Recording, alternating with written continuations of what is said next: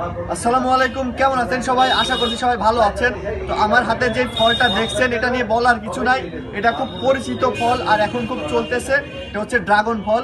তো এই যে আমাদের শরীরের সুস্থতার জন্য আমাদের ফল ফল খাওয়ার কোনো বিকল্প নেই।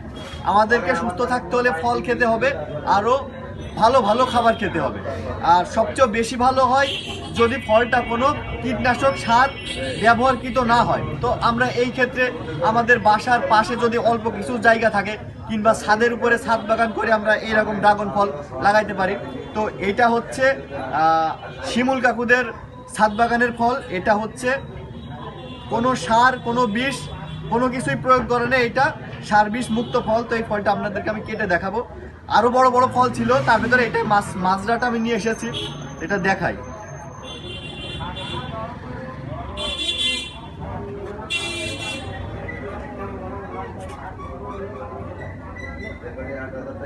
কালারটা দেখুন একবার, মানে সেই একটা কালার, আর অস্থির একটা কালার, এত সুন্দর কালার। এই ফলটা কিন্তু পাকা।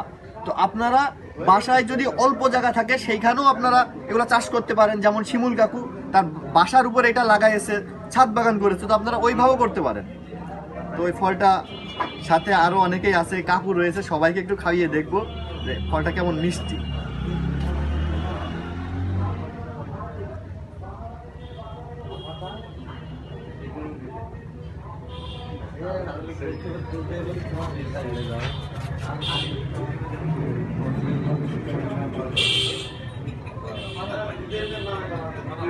কেমন ফলটা? স্বাদ না? খুব স্বাদ না?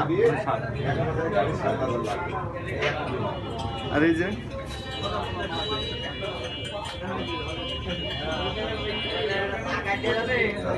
স্বাদ কেমন? অস্থির স্বাদ। হচ্ছে কাকুর বাগানের, যেহেতু ছাদ বাগানের ফল, তো কাকু এইটা খাক।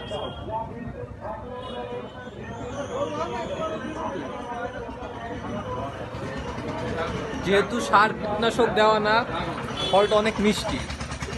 আমি একটু টেস্ট করে দেখি।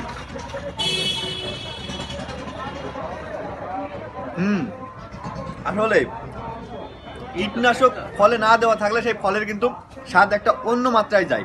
আর কীটনাশক ব্যবহার করে ফলগুলো খেলে ওইটা আরো মানে গুণাগুণ নষ্ট হয়ে যায় এবং আরো শরীরের ক্ষতি হয়। ফল তো আমরা খাই শরীরের ভালোর জন্য, কিন্তু ওই কীটনাশক ব্যবহার করলে অযথা ফলের তো কোনো কাজই হয় না, বরঞ্চ আরো শরীরের ক্ষতি হয়। ওইগুলা ছাড়াই খাবেন, উপকার হবে।